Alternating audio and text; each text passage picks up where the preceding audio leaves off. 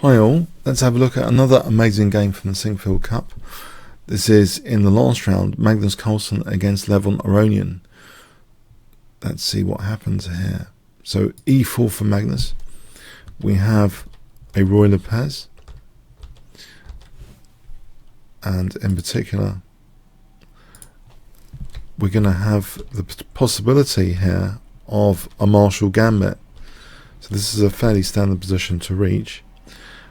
And if white plays the move c3, the Marshall Gambit is quite dangerous and is often used as a drawing tool by Super Grandmaster Michael Adams, for example. But there's other possibilities, just d6. But anyway, this is avoided with a4, which is regarded sometimes as an anti-Marshall Gambit move. So let's see what happened here now after a4, b4, a5, which fixes down the a6 pawn. That could be a target later. It is fixed. Restrained blockade destroys, Nimzovich says. So this has been restrained. There has been an encounter between these players in a very similar sort of position, I remember, where Aronian, he had won this a pawn eventually, but then there was still pressure behind the a file and he was tied down after, and Magnus managed to win that game encounter. I'll maybe put a link in the description about that. So d6, d3, bishop e6, not minding the double pawns. You'd think that black's going to get too much dynamic play on this f file, but Magnus did actually take that. And as a side effect now, well, as an effect rather, an intended effect, if black ever plays d5, e5 is a bit more vulnerable. Knight bd2, rook b8, c3, queen e8, knight c4, intensifying the pressure on e5, queen g6, it looks with an attacking intent, h3, knight d7, knight c5 might be handy. This is discouraged with bishop e3, but it's here that black really goes for things with knight c5 by first playing d5. So whereas the knight going hasn't got too many options at all. Now b takes, and now knight c5. So this stops for a moment also queen a4 if white wanted the queen a4. But Magnus actually gave up his dark square bishop now. It looks in some ways as though this could be dangerous, this bishop and this semi-open f-file and the queen there. But is it? Queen a4 hitting the knight. Now actually, very interesting move now, dynamic, aggressive. Rook b2, just ignoring the knight. And this calls for a very precise defensive move actually, which is played now. Magnus played rook f1. If he takes the knight, there's a world of pain. Bishop takes f2, and say king takes, there's rook takes d2 check, exploiting the pin, and white's falling to bits. Yep, f3 is dropping after. And in this line, if king h1, bishop takes e1, and here rook takes f3. So this rook on the sub is very dangerous when it coordinates with the queen on g6. So if taking here, mate, yeah, it's again not a pleasant position at all. This one, yeah, much better for black. So this calm, cool defensive move addresses the issues, it seems, and leaves this question about the knight on c6.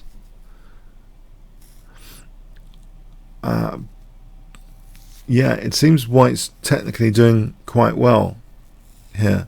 Let's say the knight is just protected. This might be one of the best moves technically, but it's going in reverse from any sort of attack, and white is just better here if you look at this position. Yeah, so Levon Aronian didn't really want to do that. He actually played knight a7, just getting out of the way of the firing line. Now we have knight takes e5 though. It drops that pawn. It does actually drop that centre pawn. So black is chasing the initiative and dynamic aggressive play here. He's hitting the knight. White responds by moving the knight. Knight b5. So that's the point of swinging the knight on the rim just to go back to the centre pretty rapidly. And it's a pretty tricky position here, actually. Let's see. In the game, rook a e1 is played. You might think, let's have a look at rook ac1. Yeah, this is why it's pretty tricky, this position. That theoretical gaze on the rook is not so theoretical when rook takes f2 is played, for example. Yeah, trying to deflect this one away. That's just horrible. So white's got to be pretty careful here how he reacts to this. He played rook a e1.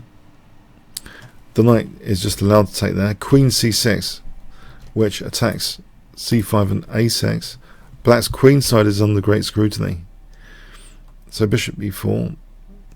And now here, there might have been an opportunity for knight d7. Although it encourages rook takes f3, this is actually, it seems okay, very good for white in this sort of scenario where white's shielding the king enough and white's better. But okay, king h1 is also quite a good move. D takes, knight e2, hitting the rook. That moves here. That rook on the 7th is swapped off. Bishop d6. Queen takes a6. So there's a potential queen here now. Also, worth considering is knight g4 though, because actually there's a potential for e5 and winning this. Not immediately, because it would lose the rook, but after this kind of strange switching of knights, musical chairs for the knights, and knight d7, we're eventually going to get in e5 with great effect. So that was a great continuation, potentially quite forceful continuation that was available here, it seems. Knight g4, but queen takes a6 is good. Knight f4, and now another very accurate sort of defensive move is needed here, potential defensive move, which is played queen b5. It keeps an eye on d3 and g5. These are critical squares in this position to keep an eye on. I'll give you an example why, and also of course it liberates the pawn. If king h2, this is just a disaster with that horrible pin. So yeah, there's limited defensive options. If queen b7, now these squares are not eyed, so for example bishop takes, queen g5, if knight g4, h5, if here, knight d3, you see that's very dangerous, threatening knight takes f2. And this is just going to be horrible. Yep. So queen b5 keeps an eye on key spots where the knight or queen might end up here. Two of the major attacking pieces in this position. c5, at least stopping g5 from being eyed, but it seems enough that the queen is on b5 here, even in this scenario. Black took on e5 here.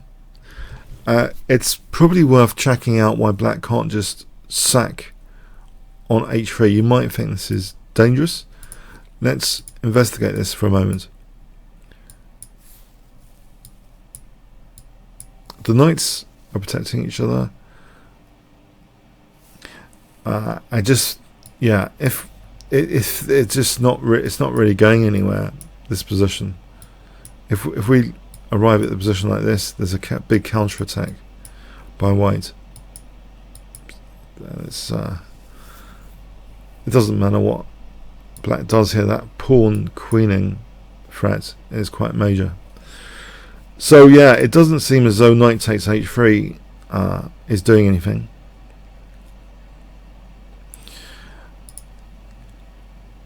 So bishop takes e5 is played, yeah. So one of the attacking pieces coming off the board. Queen g5 threatening mate. That's stopped with that interruption move. h5, knight e3 swinging back to protect g2 now. Now a very, very aggressive move. Knight takes g2. That's taken. Rook takes f2. Threatening mate again. That's defended. King h7.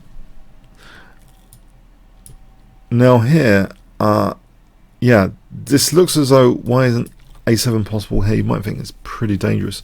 Magnus actually plays queen d3 here. Let's have a quick look at a7. Queen g3, yeah, is a little tricky.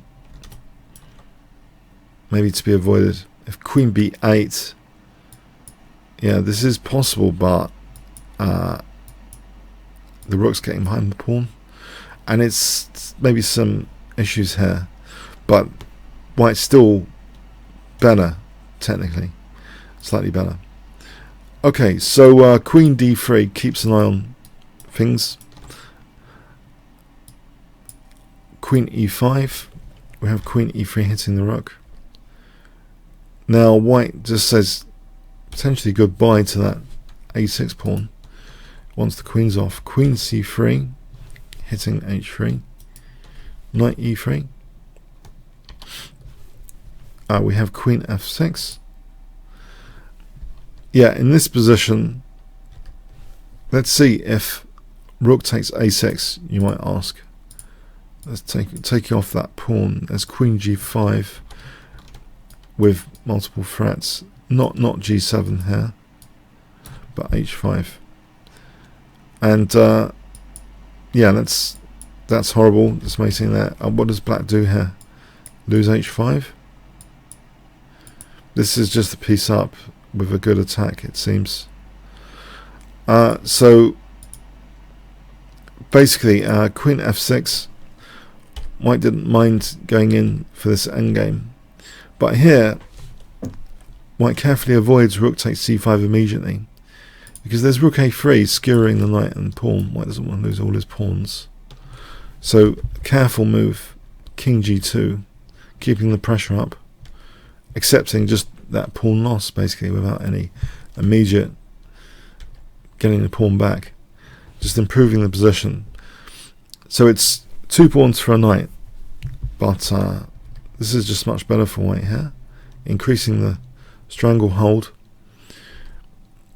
on the position.